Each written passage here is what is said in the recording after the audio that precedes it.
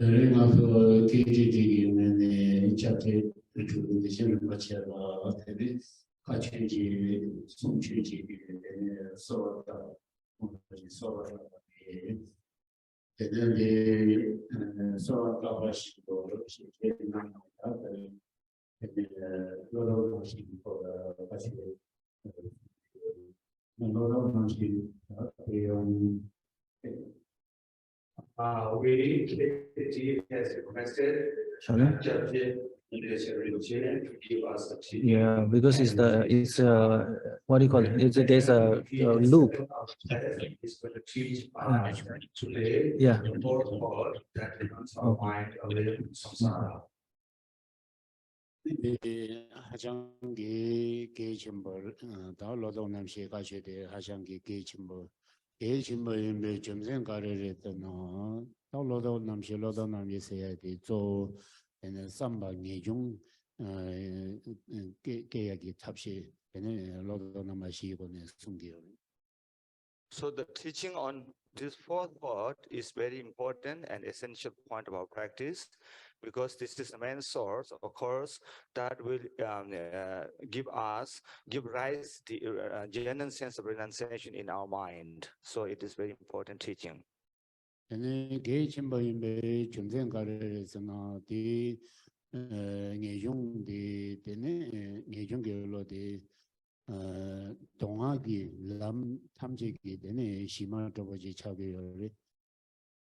Why it is so important to have a genuine sense of renunciation or revolution is because this is the basis or foundation of both the Vajrayana path and the Sutrayana path.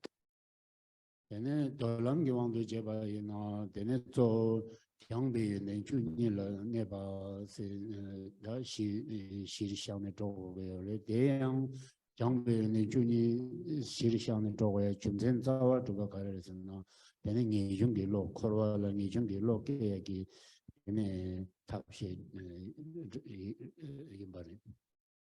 So according to Sutrayana, the ordinary Sangha should always remain something called the 12 qualities of training.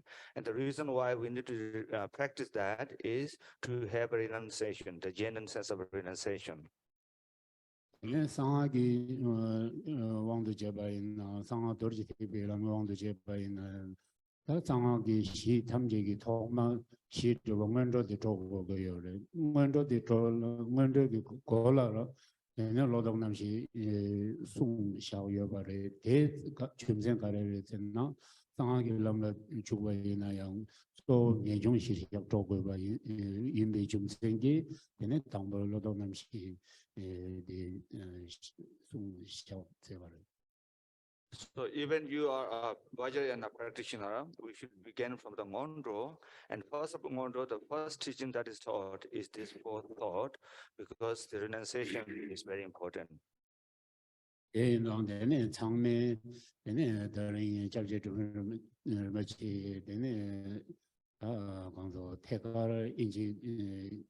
돈에 송남기 대인당 참매 되네 여보 센네 센바 잠만인바 되는 야면 강독지도 나오는 지시야. So all of we can understand English is very fortunate today, because the Kyabje Drupon Dechen is giving us teaching directly online in English. Therefore, I would like you to listen well, and not just listen and practice well. Thank you. Now we're going to do the opening chant. Please join me.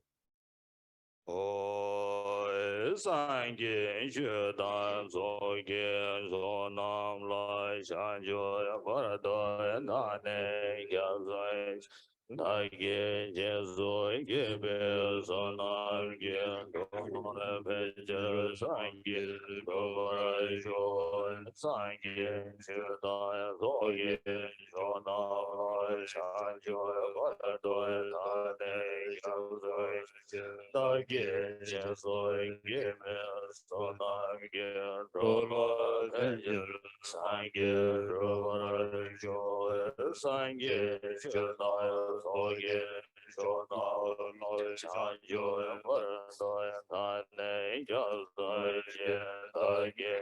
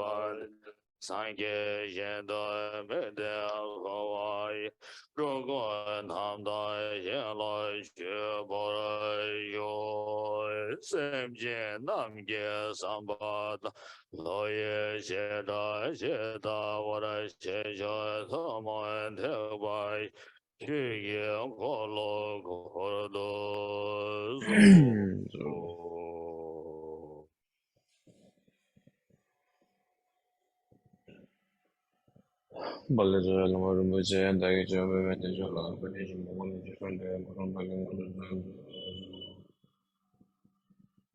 Chiche con la gina che con che c'è per un giorno. Io vedo con il sasso che io Rinpoche la ciao lo. Ciuda giugno non mano ma Chiche con le che mi sente dopo io non mi ripeto c'è la ciao dopo la io lo dice studente ben io mo der trova c'è che dice come fa la ciao lo. I hope everyone can hear me. Okay. Uh, actually, it feels a little bit funny because it's my first time giving talk. I'm getting some kind of echo. It's my first time giving talk in like on online and also like in front of a screen alone. So it's a little bit funny, but I hope it all goes well. And first of all, I'm really happy and honored to be giving talk about the four thoughts of which turns the mind at KDT, which is the main seat of His Holiness the Karmapa in North America.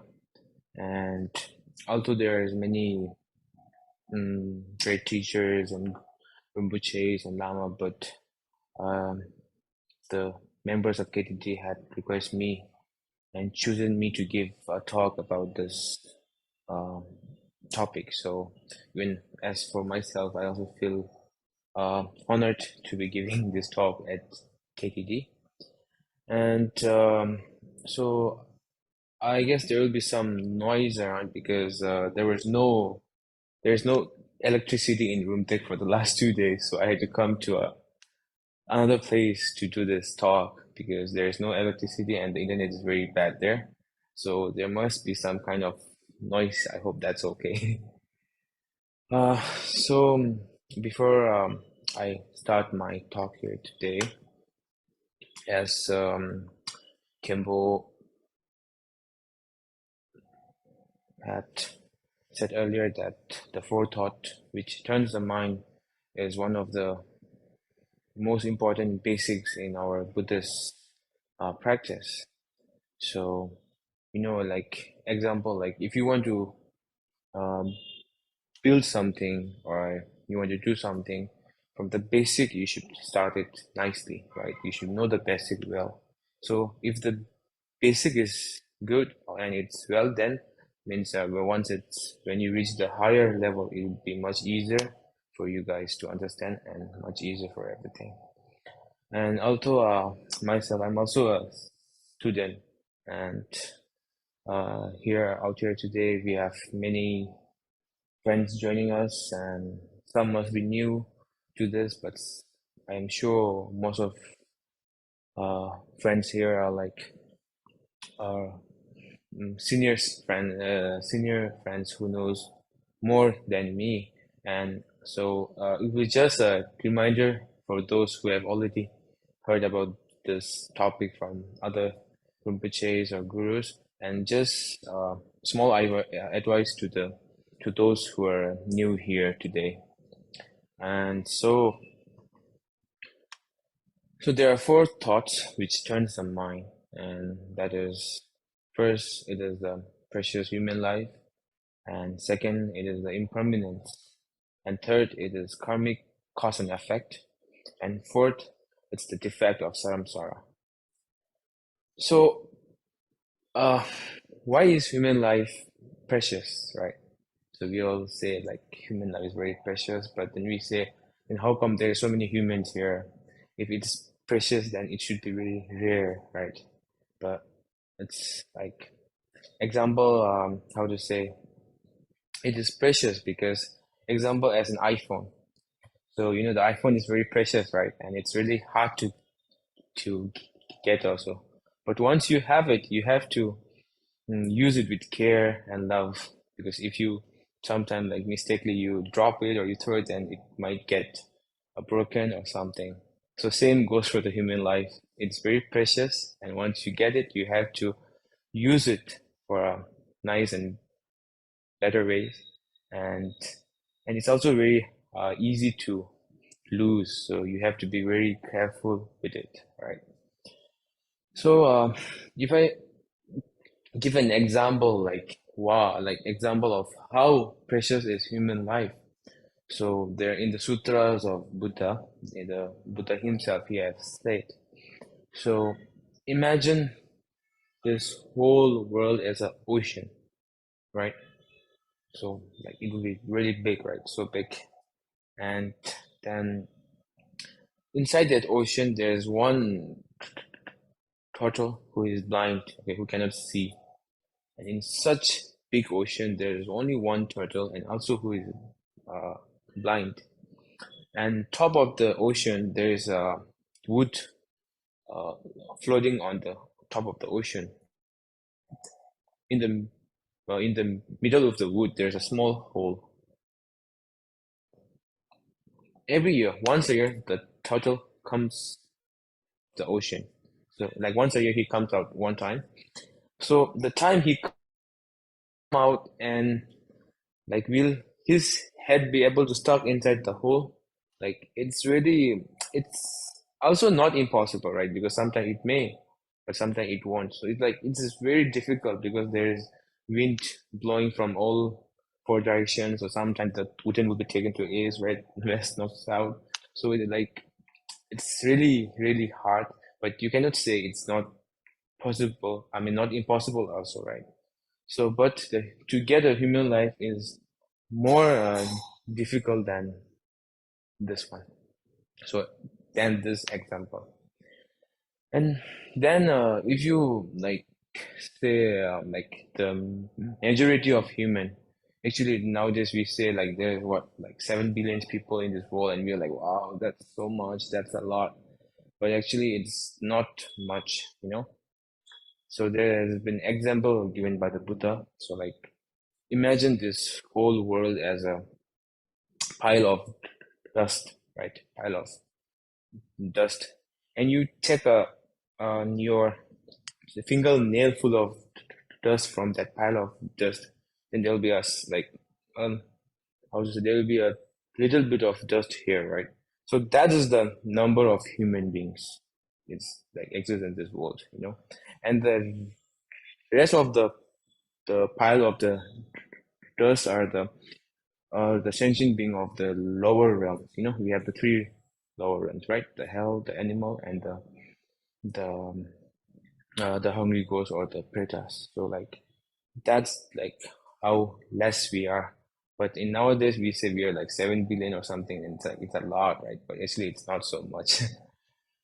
So, but then as I said earlier, that the human life is very hard to get, but it won't take much to lose it or destroy it, right? So not only getting a human life is enough, you need to have you need to you have to be not born into the 8 states that lack of freedoms. So there are 8 states. Like if you are born into those 8 states, that means then you won't be able to do or practice Dharma. So I'm going to say an example in Tibetan we say it Mikombe Nege, so which is the 8 states that lack freedom. Mikomba in Tibetan means not to be free. So from the word itself, it shows that what that means, right? So those 8 states are, the first one is hell being. So if you are being born in the hell realms, then you won't be able to practice or you won't be able to hear Dharma, because you yourself will be suffering a lot. You'll be suffering the heat, the hot hells and the cold hells, and without any slightest break, right? So like every time you'll be having suffering from the hell realms and all the karmic you have caused. And so in the hell realm, it's not like if you get too much tortured and you tried and it's finished. No, and you will again like reborn at the same place, and again you will be having the same suffering. So example, we say that 1 day in the hell realm is 1 year in the human life. So you can imagine how long is that. So sometimes like you'll be born in the hell realm for like 500 years. So you can imagine how long that's gonna be, right? And that's the first one. Then the second one is hungry ghost, or you can say pretas. So if you are being born into the realm of hungry ghosts, then you won't be able to practice Dharma, because you will be having the suffering of hungerness and thirsty. So you'll always be like busy finding food or water, and that will be also like very difficult to get because of your karma. So what you get to drink is the speed that we people throw, right? Like some of the people that, especially in India, they speed a lot in the roads, right? So yeah, so those are the only thing that the hungry ghost can drink, and the how do you call that? And the snorts are the only thing that they can eat. So that's their karmic. So like if you are born in the hungry ghost, then you won't be able to practice Dharma because you are be too busy suffering from your hunger and thirst. And the third one is the animal realm. So if you are being born in the animal realm, you won't be able to practice good Dharma because you are ignorant and you are too dull that you do not understand or know anything.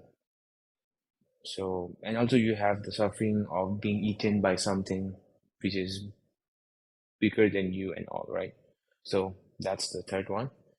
And the fourth one is to be born at a place where the Buddhism has spread, like where the Buddhism has spread are small, and the place where it is not are extendingly numerous, So it means like to born to a place where the Buddha's teaching has not been heard, So like to be born in such place, if you have been born there, then you won't be able to practice Dharma because there is no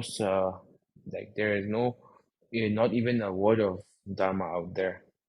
And the fifth one is the long-lived God of desire. So we say of now, how come like that is one of the place which you shouldn't want, because the God realm means something which we all want, right? Because we say it's one of the higher realm, but it's not that, because if you are born in such place, you have too much happiness and you have everything that you forget to practice Dharma.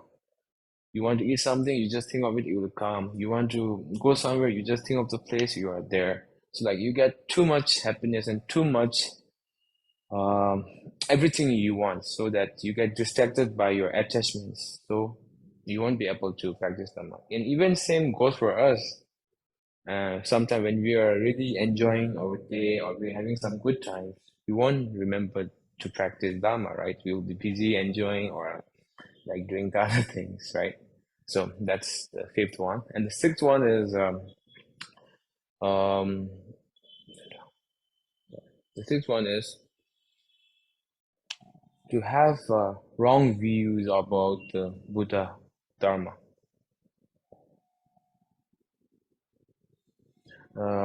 Means like to like extreme views, and those who are naturally dislike the Dharma have wrong views, something like that, right? So that's the sixth one. And the seventh one is, to be born at a place where, so example, like right now, there's many eons, right? So right now, example, we say it is the eon of we say it as how to say, the bright eon. So this is a time where all the 1,002 Buddhas will come, and so right now the Buddha Shakyamuni legacy is going on, and we can hear the teachings, and also we have many gurus and all, right? So, but there will be a eon which is known as the dark eon. So, like that time, there will be no Buddha coming into this world, and if there is no Buddha, then there is no teachings and nothing. So, if you are being born in such eons, then you won't be able to practice Dharma, right? And the eighth one is called the Ramp. So in Tibetan we say Kukpa, right? Kukpa means, actually in Kukpa there is two meaning. So one means the one who cannot talk, and one means who is mentally having a mentally illness. So it doesn't mean the one who cannot talk, because people who cannot talk, they can understand everything, they can do everything. The only thing they can't do is they cannot talk, right? But still they can read from their mind and eyes, and they can understand everything. But here, that means the one who is having a mentally illness. So when a person has a mentally illness, then he won't be able to understand each and everything, right? So like to not to be born in all those into the 8 states. So those are the 8 states which you shouldn't be born in. If you are born in one of those states, then you won't be able to practice Dharma. So that's it. And next, we have the 5 internal resources and the 5 external resources. So those are the things which you have to have if you are being born as a human life. So the 5 internal resources are, first you have to obtain a precious human life. So if you are not being born in this world, then how can you practice Dharma, right? So first you have to be a human yourself. You have to be born into a human, opposite of the 8 states that like leisures, right? And second, you should be born in a central country. Central country means like a place where the Buddha teaching is still going and it is still flourishing. So like to be born in such countries. And the third one is how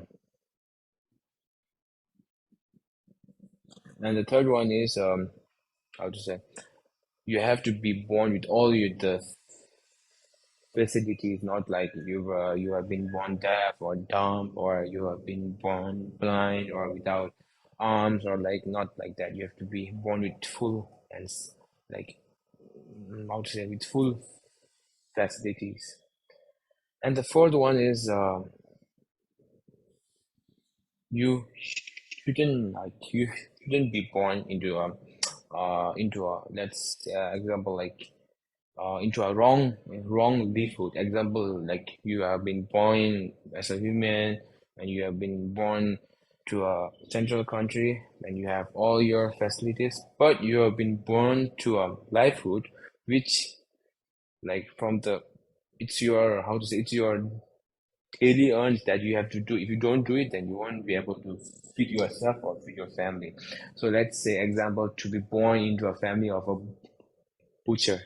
So if you have been born into a family of a butcher, you have to, so you have to like, you know, carry your family work, like you have to kill animal or you have to like, you know, kill other sentient beings. That means so like to born in such things, so to not to be born in such things.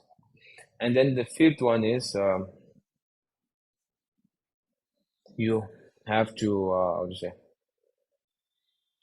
you have to have faith in the three jewels or have faith in the Buddha teachings and other things. So three jewels is how to say as we are all Buddhists, so I'm sure all of you know that being a Buddhist, you should know the main thing is the three jewels, right? So the great Atisha also said that the difference between Buddhism and non-Buddhism is the refuge, right? The refuge in the three jewel. So since here, you know, the fifth one says about the faith, so I thought I will tell a story about, like, you know, about the faith.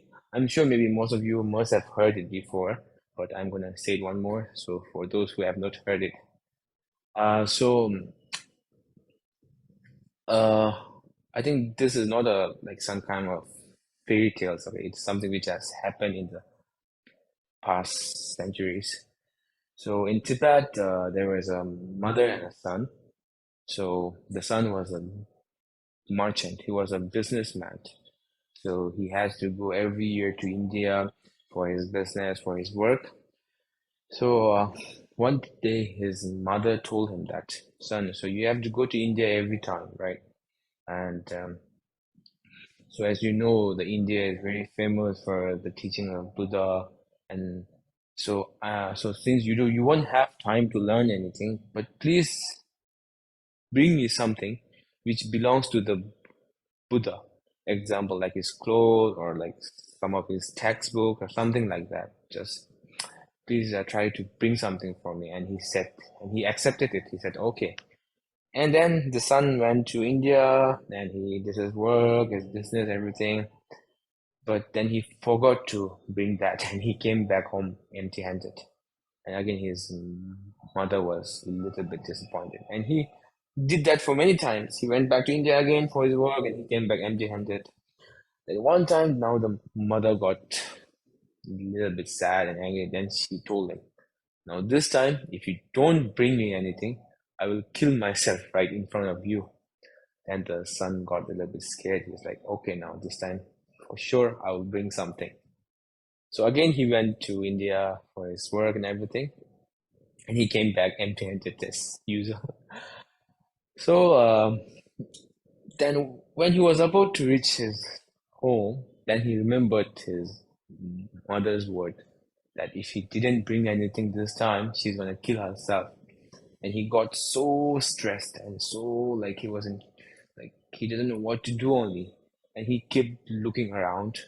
Suddenly he saw a corpse of a dog. And he went to the corpse of the dog and he plucked out the dog teeth and he wrapped them in a very expensive silk.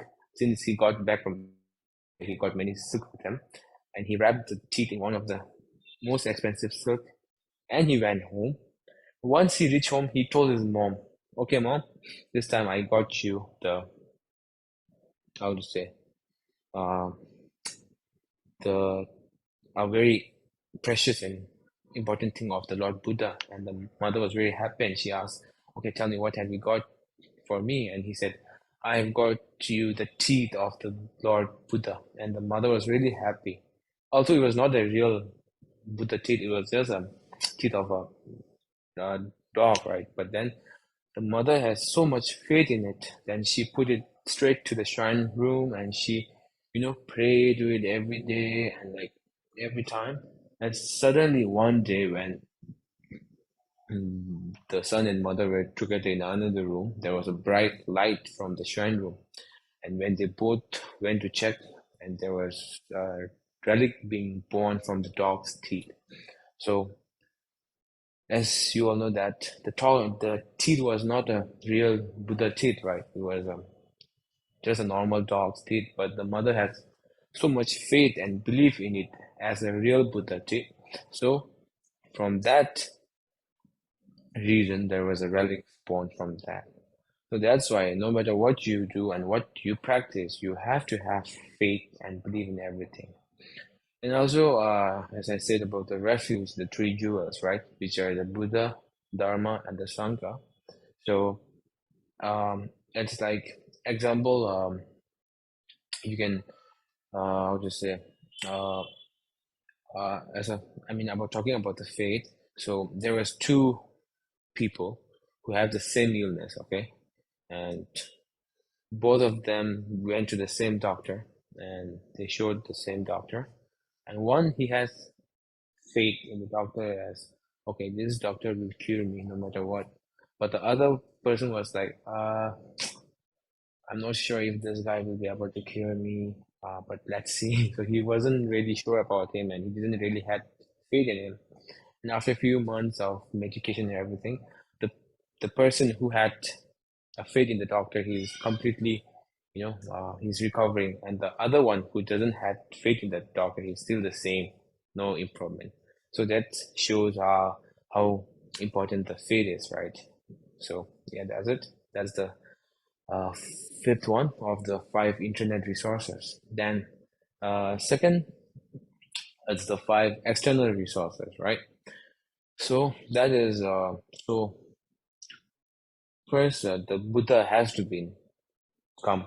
So like also there is many universe which have been formed and also have been destroyed, and it's also difficult for a Buddha to appear even once. But however, in this age, this eon, we have the Shakya Muni Buddha appeared in this age, right? So that's the first one, the appearance of the Buddha. And also not only like the appearance of the Buddha is enough, the Buddha has to give teaching. And because there is before, so far there were some Buddhas like they did not teach Dharma even once, even they appeared, but they didn't really teach Dharma, right? So, but this time it's not like that. The Buddha Shakyamuni, he appeared and he also gave his teaching. And not only he just appeared and gave teaching, the teaching has been remained until now, right? And not only that, but we are like there's people who are following it, right? And that's the fourth one. Sorry, I just forgot to say the number. So the first one is the Buddha being appeared, and the second one is the Buddha's teaching, and the third one is the teaching which have been remained till now, and the fourth one is us, those who are following the teaching, and the fifth one is to be helpful for others, means to be to have bodhicitta for others.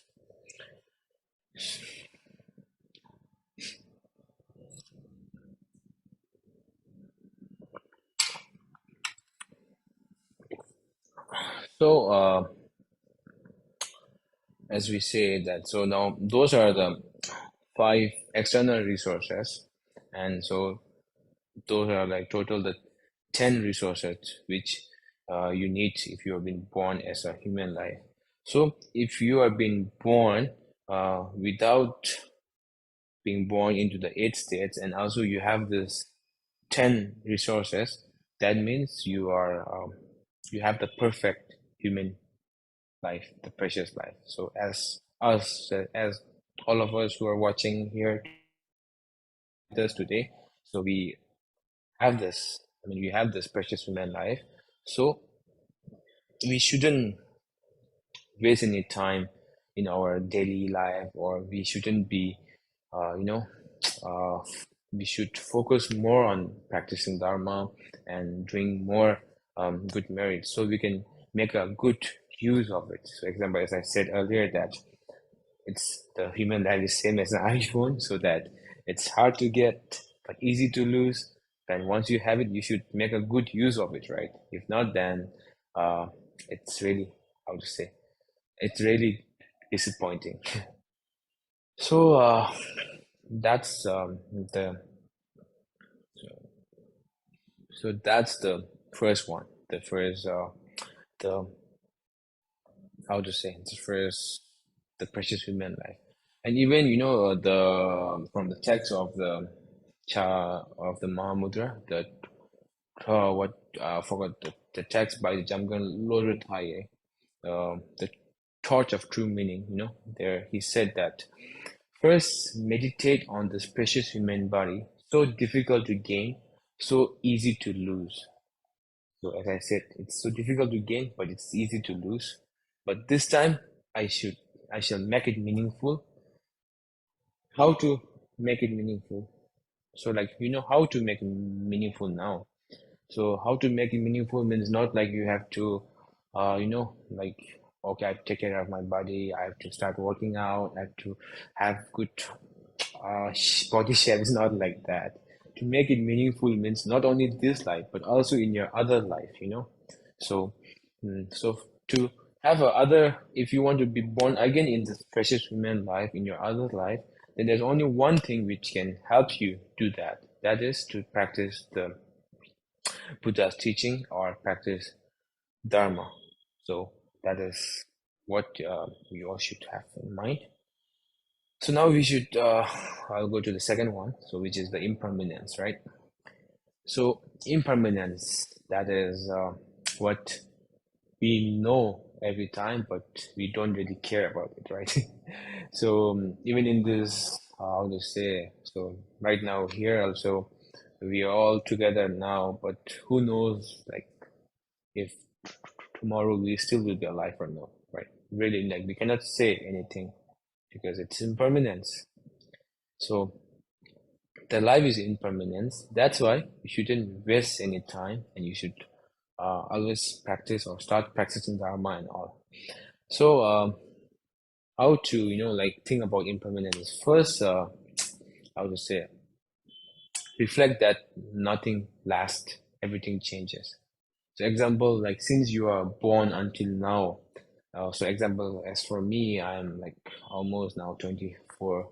So since I'm born until now, there's many things which has been changed right in front of my eyes, right?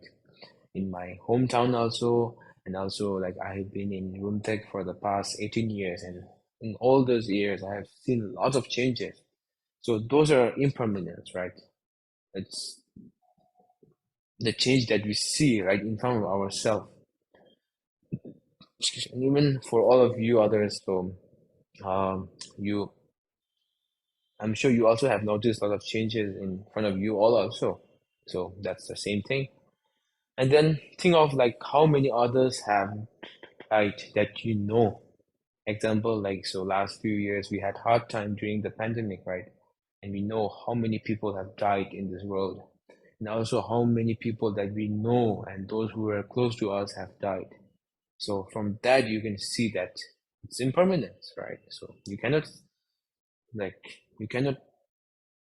predict that you won't die or you will live long, even those who are really strong, even those who are famous actors, even those who were like the famous modelists, they also like passed away during the COVID, right? So nothing is permanent.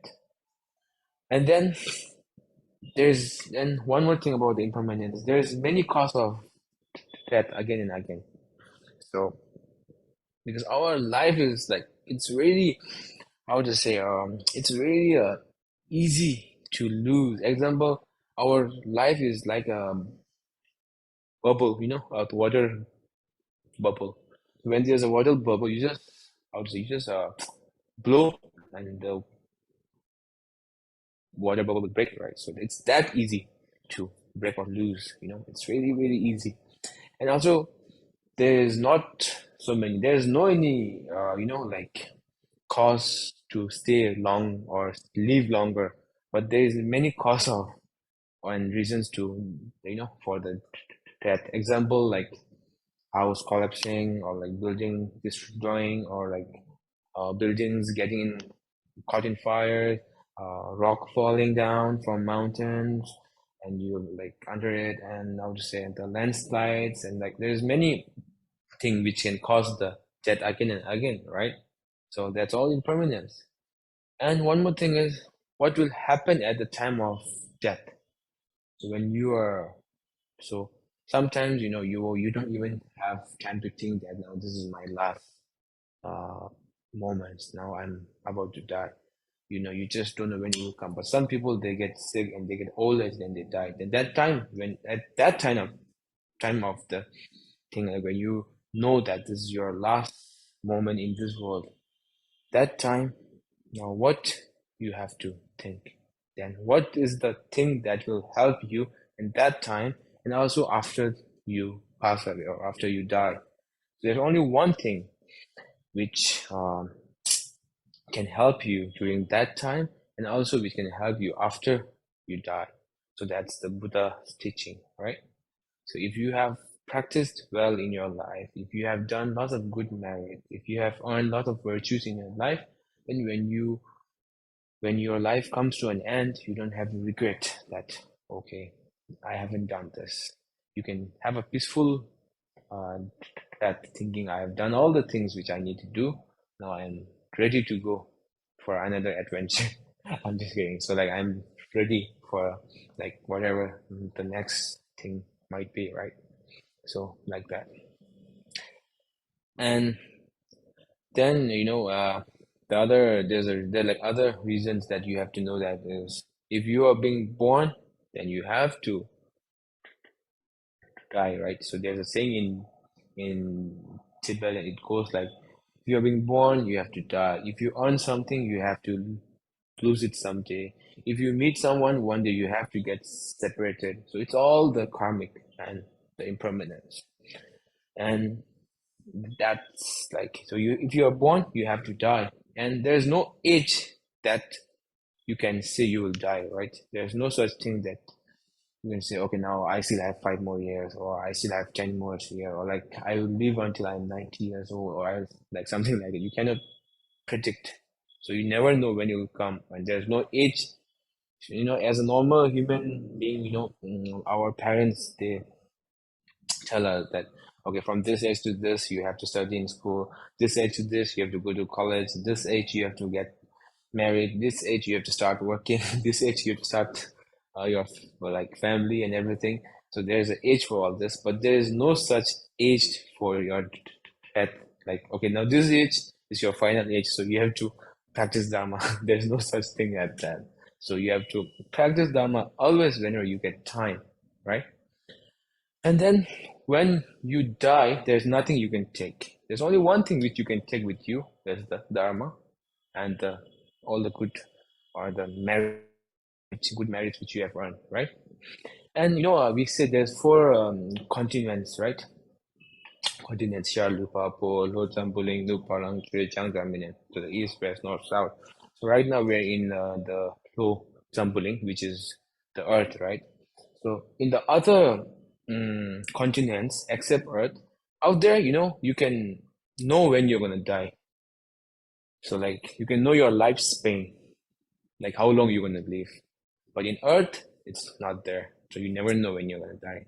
Even like some small baby which are born today, after a few hours they stop breathing, or some like after a few weeks they stop breathing. So that's like there's no lifespans in this earth. So like you cannot predict. And there is many cause for death, but nothing to live. To live. As I said earlier, there's so many causes for death, but there's nothing which you can do to live more. If you just got into a car accident and you're about to die, but there's nothing which can make you alive again, right? So yeah, so like there's many cause for death, but nothing to live. And then no matter how many friends you have 1,000 friends, or you have 1,000 friends in Facebook, or you have million friends or followers in Instagram or anything, but when you die, none of them will be able to help you in anything, right?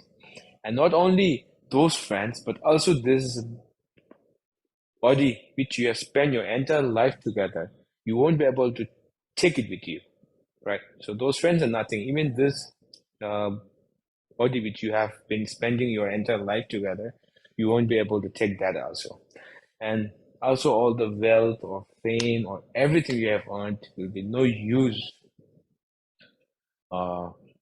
during the time of death. So the only thing which will be useful for at that time of death and also for the afterlife is the Dharma. And that means like we should practice Dharma during our daily life, not only like, okay, if you are doing some work today or you are busy, you'll say, okay, I'll do it tomorrow because today I'm busy. Or you'll say like, okay, today we are having some picnic, so I'll practice tomorrow. Or today we have a big dinner party, so I have to go for that, so I'll practice it again tomorrow. So you should like, it's not like that, you know, because you are not sure that if you'll be able to wake up again tomorrow morning or no. So you should, the main thing about practicing Dharma is, you know, how do you call that? To practice tolerance, if you stay high up in the mountain, then you won't know that you have, you know, like if you have destroyed your, if you have really practiced tolerance, because there's no one there which you can practice. There is no one there to shout at you. There's no one there to show you anger. So you don't know that if you have achieved it or not, right? So same thing goes for the practicing Dharma. It's not like we should practice only during our free time, but we should practice it during our busy life. So that's the main challenge that we should do. So that's the second one. I mean the impermanence.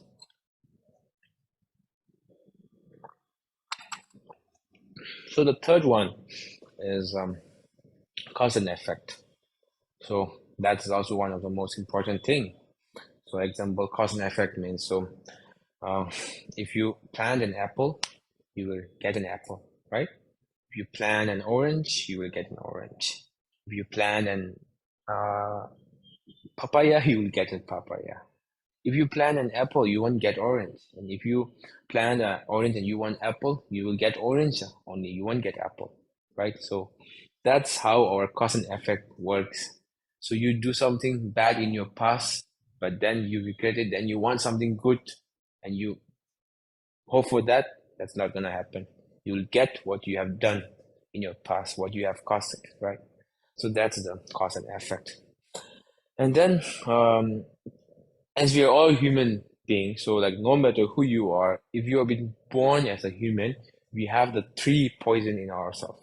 So those are, of course, the anger, the hatred, and the laziness, right? So sorry, the anger and the laziness and attachment. So you have anger toward your enemies or those who are enemy to your close one, or those who are enemy to yourself, and you have attached to your close ones and your loved one, and then to being lazy during practicing or like in everything, right? So that are the three poisons that you should try to, you know, go over it.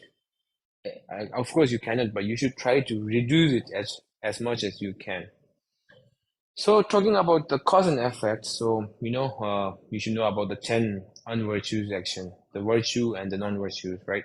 So I'm sure many of you must have known, I mean, you know about this, but I would like to say it again because we may have some new, as I said earlier, may have some new friends here, so I'm just gonna repeat it again for all of them. So the first one is taking life, right? To kill someone. That's the first one. So no matter like it's something smaller, it's an insect, or it's something bigger than you, like an elephant or anything, or even it's a human being. If you kill it, you're gonna earn some bad merits, right? And the second one is how to say, stealing, like taking what is not yours. So you goes out somewhere, use something good, and you don't have the facilities to buy it. Then what you do is you try to steal it, right? So you shouldn't do that. And the third one is sexual misconduct. So as for lay people, they have their own vows, and as for or monks, they have their own vows. So like not, so like with the vows, so you shouldn't do any sexual misconducts. And the fourth one is so in the virtues also there are like there are 10 unvirtues, right? So the first are the 3 non-virtues of the body. So that's what I said first right now. The first is taking life or killing, and the second one is stealing, and the third one is sexual misconduct. So those are the unvirtues which has to be done by our body, which is our own human body, right? So, and then after this, there are the 4 non-virtue of speech, which has to be do with the speech. And the first one is telling lie. So, example, you call your friend today and you said, hey, there's no class, the teacher is sick. Actually, there is class, but you just say, hey, there's no class because the teacher is sick and he won't be coming. And your friend is also, he's of course happy because there's no class and he doesn't come to the school. But it made him happy also, but actually it's a unvirtue because he believed in what you said, and what you said was not true, right? So that's it. And the second one is divisive speech, like you don't like that person really from your heart, but when you're with him and you're trying to be really friendly with him, and you're trying to be very lovely with him, but once you are like behind him, then you start saying bad things or like that, no? So that's the second one. And the third one is harsh speech, saying bad words or saying things which really hurts the other people. So even the Buddha himself has said, right, that the tongue is sharper than what the sword. It can kill people without any blood, right? That means it shows how powerful can a hatred speech be.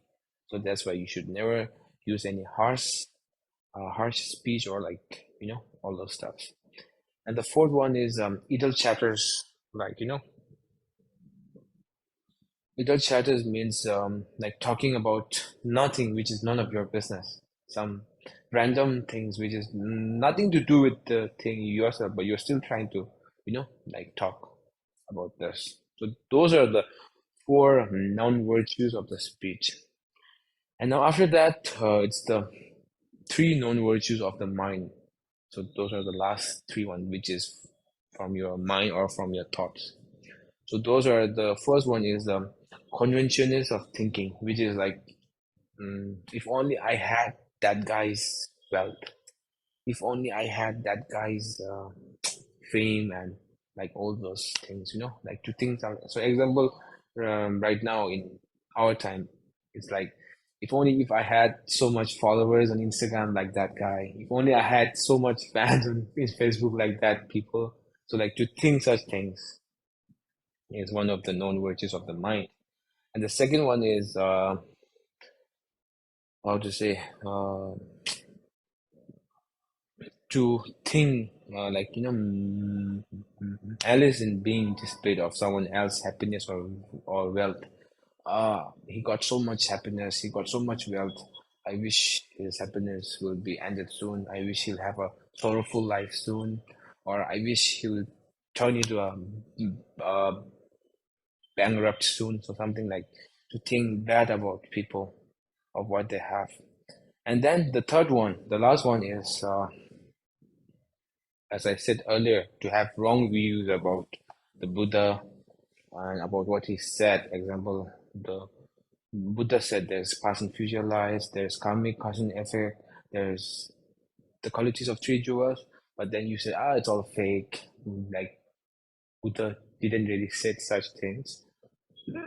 Sorry, to have a wrong view to what Buddha has said.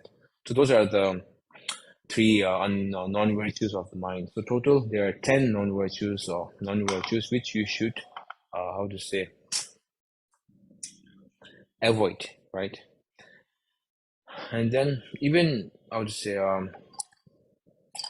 if you conduct all those non-virtues and your action of that those non-virtues are due to be born in the uh, lower realms such as hell realms, or as I said earlier, the animal realms or the hungry ghost. And even if you are born in a human, then you'll have lots of much suffering, such as like not staying, like not having a short life because you have in your past life you have taken someone else's life, and being born into a poor family because you have still and you have like you have still many things in your past life. So like such things will happen if you have done. So that's why you should always do the opposite of those 10 non-virtues, which are the 10 virtues. So those are all the same. So like you just have to, the opposite of all those 10 things which I said.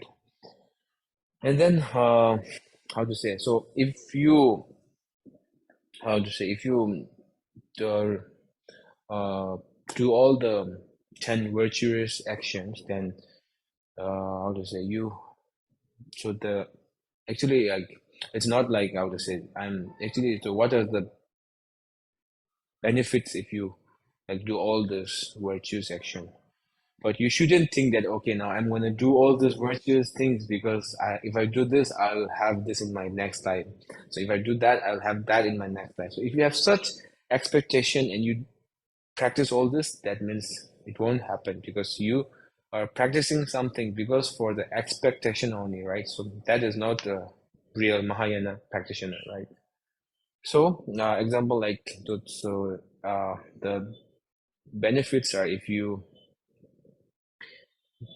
give up harming other and help other, you may have a long life, right? And if you always be generosity to other or like poor people or that whoever who need help, then you may have how to say a wealthy or a pleasant life in the next life.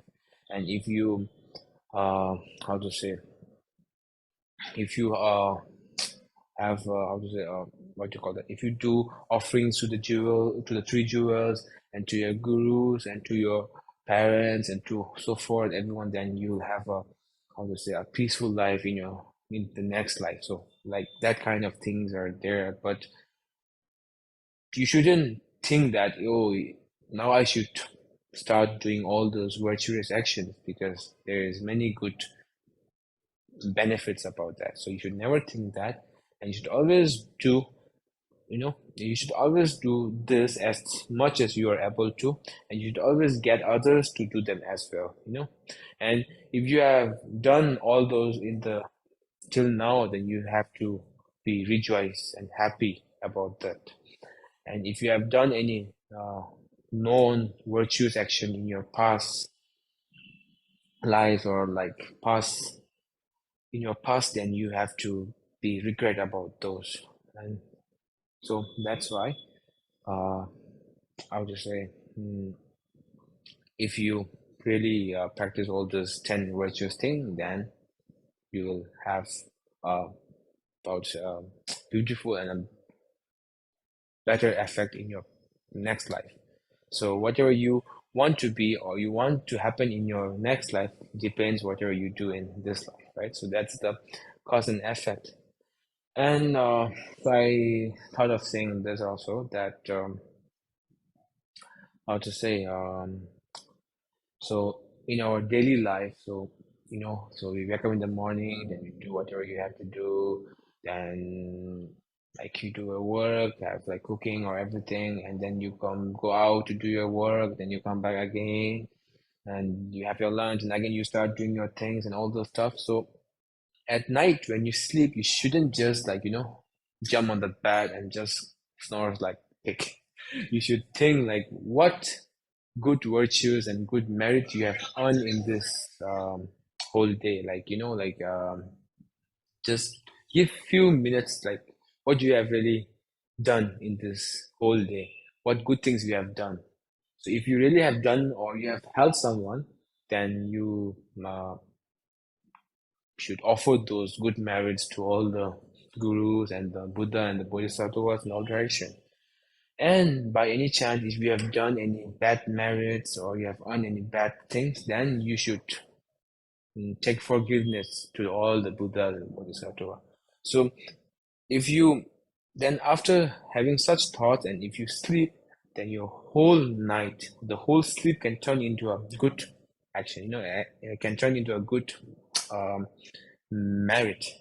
So sometimes we go out and we have a very bad day and we come back home and we get more angry at our friends and all, then we sleep with full of angerness. That means your whole sleep can turn into a bad merit. And then the next morning when you wake up, don't just like jump off the bed and go to do your work. So just be grateful and happy that I have opened my eye today. I'm very lucky to be alive today, right? Because it is impermanence that we all know, and we never know that when our this breathing can stop. So we are really lucky and joyful to be alive today. So today, whole day, I'll try to do as much as good things and good merits as I can do, and I will try to avoid as much as bad merits or virtues I can avoid. So if you start your daily life like that, it can really change, and you can really bring some change in it. So that's the thing about the cause and effect.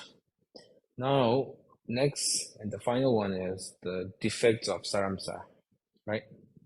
So, as we all know that we are in the samsara, right? In the samsara, and samsara is like a jail to us. We don't have happiness in this. We want to get out of it, but still we don't know how to, right? But we know that there's only one thing that it can get us out of here, which is to practice dharma. But still, we are always being lazy and all those stuff, so that we are not able to do it, right? So, in the samsara, there is 6 realms, right? So the human and the hell realm and the and the hungry ghosts and the animal realm and the demigods and the god realm. So there are 6 realms. So no matter which realm you are born into it, you are still in the samsara, right?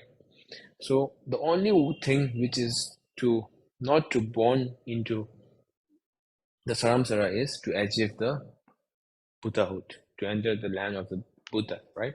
So that's the only thing. So for that, it's not that easy. So like you have to gain a lot of merits in all this life you have taken. So like we know there's a rebirth and everything, and if we do well in this life, then in our next we may also be born as a human. So and then you also, if you try to continue the same thing, then once you have earned enough merits and enough virtues, then you will be able to achieve Buddhahood, right? So that's why if we do good practice and we do good dharma in this life, then next life also we will be like, there's let's say, how to say, there's a effect from the past that the next life also will be, you'll be able to do practice and all, because you have a effect from the past life. So that's why we have the cause and effect, right? So it's like that only. So in this samsara there is the samsara is full of suffering, we say, right? In the suffering, we have the suffering of suffering, the suffering of change, and the pervasive suffering of composition. So the first one is suffering of suffering, means to have suffering even when you are suffering. So example, I'm sure most of you know the life story of the Gampopa, right? So Gampopa, before he became a monk, he was a very famous doctor. There was no such illness which he could cure. But when his own children's wife was sick, he couldn't do anything. And when his first children got sick and died, and he went to put his children's dead body in the cemetery, and when he came back, his other children were sick and also died. So And when he went to put his second children to the cemetery and came back, his wife was sick and she also passed away. So that's an example of the suffering of suffering, right? And in our daily life, if we talk about the suffering of suffering, it's like you have stomach ache, then you get headache. So suffering against suffering. And then you get COVID and more suffering, right? So it's like having more suffering, like having plus, plus, plus, something like that. And the second one is suffering of change. So like, so today you are having some good food and like you're having a big feast, but again tomorrow you'll have a stomach ache, that's for sure. So that's the suffering of change. No matter what you do, but there's a suffering after it, right? So if you, how to say, if you drink too much alcohol, then really those who drink, it makes them happy, right? That's why they're like consuming it. But later is a suffering for them. They'll have health issues or they'll have headache in the next morning. They'll be hungover. So like all the stuff, there's the suffering of change. And the third one is the suffering of composition. So those are like, how to say, example is if you put a piece of hair in your hand, it won't really feel anything, right? Only one piece of hair. If you put it on your hand, it won't really feel anything, right? It's just nothing. But that same hair, if you put in your eyes, it will be really pain. The pain will be really unbearable, right? So the suffering of the composition is like that. So for us, it is like we don't see it as a suffering, but for those the noble ones and the noble being, they see it. Example as the famous actors and famous people in the world. So uh, they don't really have any suffering. They have everything they want. They can get everything they want because they have all the abilities. But they don't see this as a suffering. But those who are in the higher realms, as how do you call, as the Dachambas or the noble one, they see this as a suffering because they know no matter how much you have in this life, if you don't practice enough dharma, then you are going to get some suffering in your next life or in future, right? So that's the third one. And example, so we said there's 6 realms, right? So we don't really, I mean, if I give an example, we can observe those 6 realms in human life, okay? Example, so first is the hell realm. So in this world, we have some places which is very cold, right? So if you are out there, you really have the suffering of that cold, and you know how much cold is it, and some people they die because of cold, right? And in then some places in the earth, it is very hot. Example, like in India, like the Bodh Gaya or New Delhi, or like it's sometimes the temperature gets too high that people die, right? So in this world also we can, observe the 6 realms. So that is the hell realm, the hot and the cold hell realm, right? And the second one is the hungry ghost. So many of you have been to Bodh Gaya and you can see how many poor people are there, right? And all they want is something to eat or something to drink. And they're coming and asking us for food and drink only because the only thing they want to get over is their hunger and thirst, right? So even in this human life, we have the 6 realms, we can observe it. So that's the hungry ghost. And then the animal. So animal is not like we have to really being born into an animal. So the animal means like, to be someone which you cannot understand anything. You are a like you cannot understand what is good and what is bad. You cannot understand what is virtue and what is non-virtue. So like to be, and then even in this world, even in like, people around you, we have some people like that also. And then after that, it's the human life. So we're the human, right? So we know what that is. And then is the demigod. So you know what the demigod is? The demigod is they're always fighting for no reasons, right? So example, we have like, we have many wars going on right now, and we have some, even in our daily life, we have some people who is always fighting for no reason. So that's an example of a demigod. And then it's the realm of the god, right? So in the realm of the god, you can get whatever you want. So even in this world, we have some people who are so rich that they can get whatever they want. They can observe, they can, whatever they think, they can have it. So even we think like, maybe the God realms is like this only. Like whatever you want, you just have it. So that's why, we can observe the sixth realm in the human being, right? So as I told you, that's how is it. And also, speaking of the suffering, so the suffering of the lower realms, I told you guys earlier in the precious human life, right?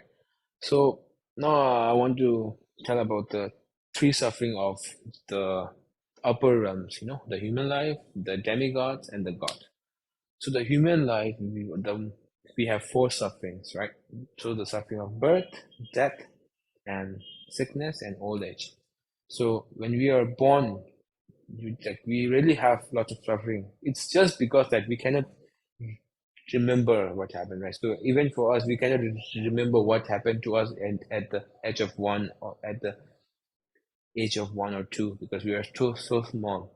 So like that only, like we also, when we were born in this world, we really had lots and lots of sufferings. Like, they say when you have been born out of your mother womb and we try to clean you with the towel, you feel like as you are being, wiped with a, how to say, a cloth full of thrones and all, like, you have all the suffering as when you are being born. After that, it's the suffering of old age. So old age, we all can see those people around us getting old, and they also get really sad when they become old because they cannot do what they could do in past. They are not strong as they used to be strong. They are not clever or sharp mind as they used to be before. So that's the suffering of old age.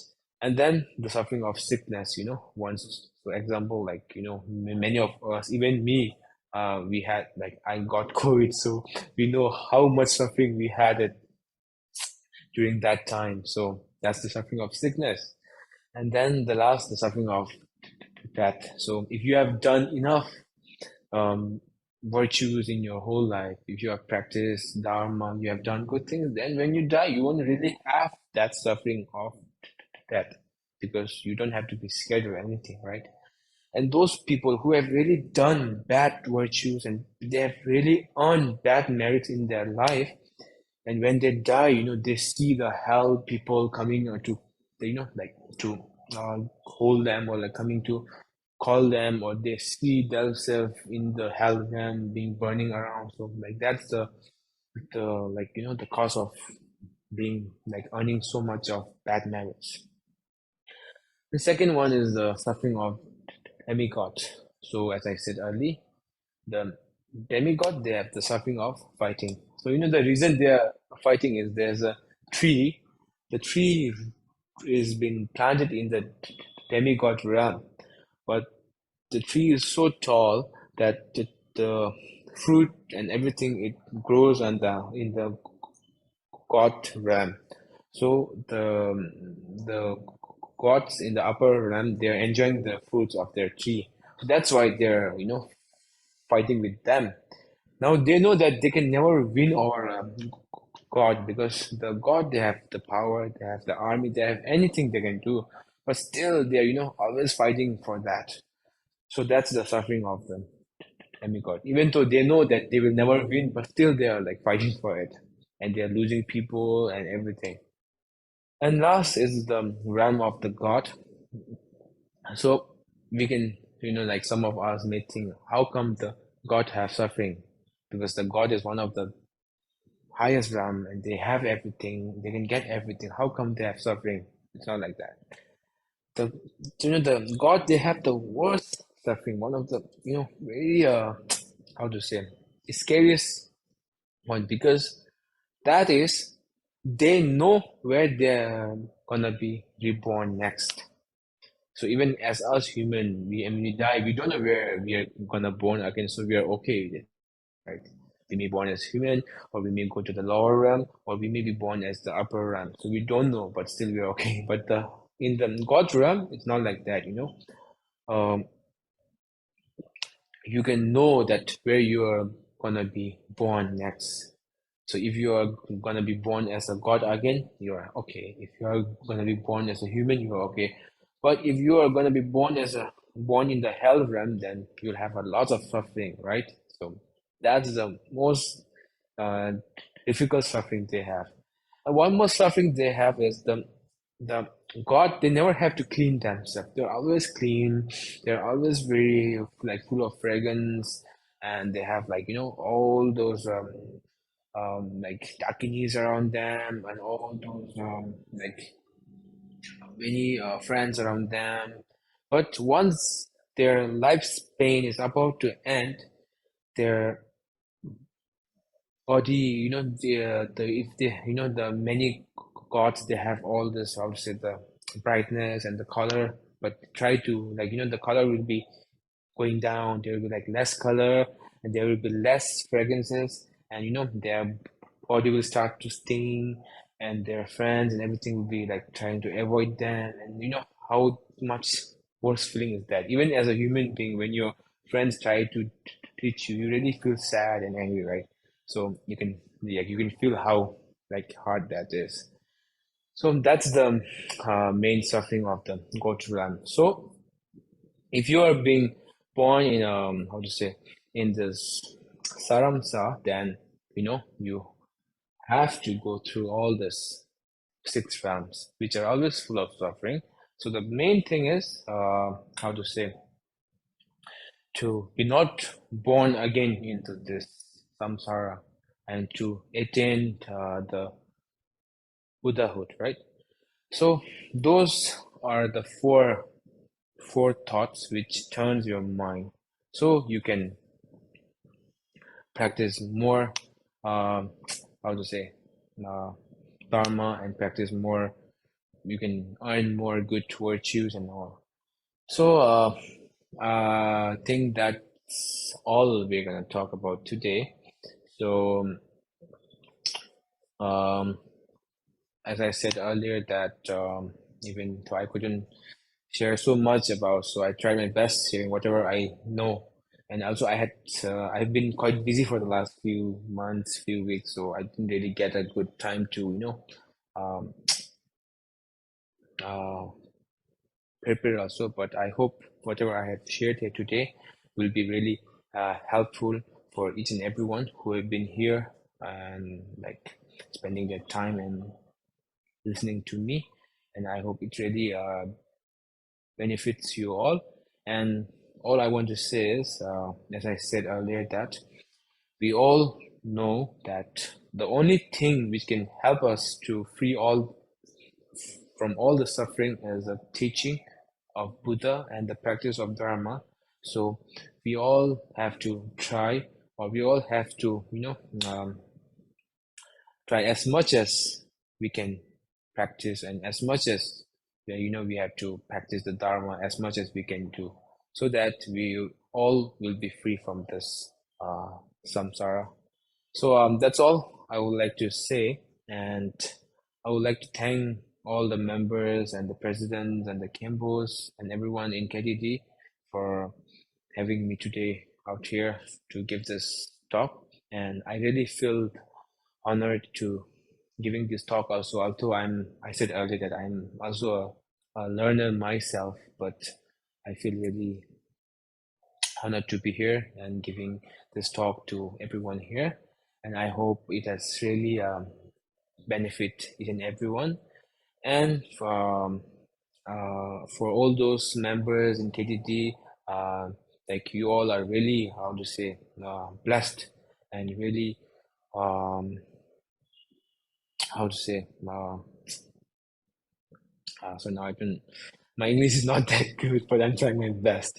You're really, how to say,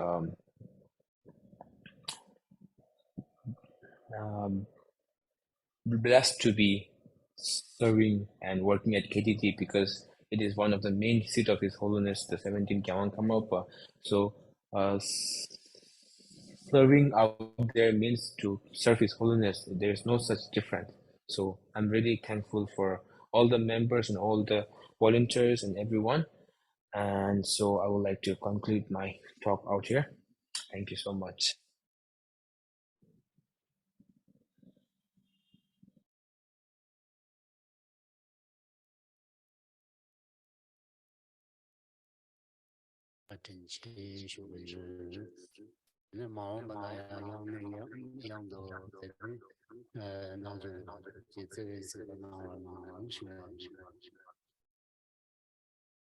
Rinpoche, we'd like to express our heartfelt gratitude for your precious teaching, keeping us in mind. You gave us such a wonderful teachings. And in the future also, we'd like to request you to keep giving us teaching again and again in the future. Thank you very much, Rinpoche. Okay, we will do the dedication prayer. Sonam de tamje se pai ni tom ne ye ben danam tamjen ke ga na Shen Palo Tupa Sibe Jolen Hydro Chedra Ken Sombo and the Shin Jeda Gwingen Jeso Gewa Deda Tamcherado Emo Kuso Nyembe Jela Dan Chene Major Dembe Kyunde Meche Dembe Jela Chida Mowa Dewa Tosu Mo Tende Namba Chaber Dogna Donga Dagi Korwa Donga Ge Gato Ora Sho Sada Samaya Manipalaya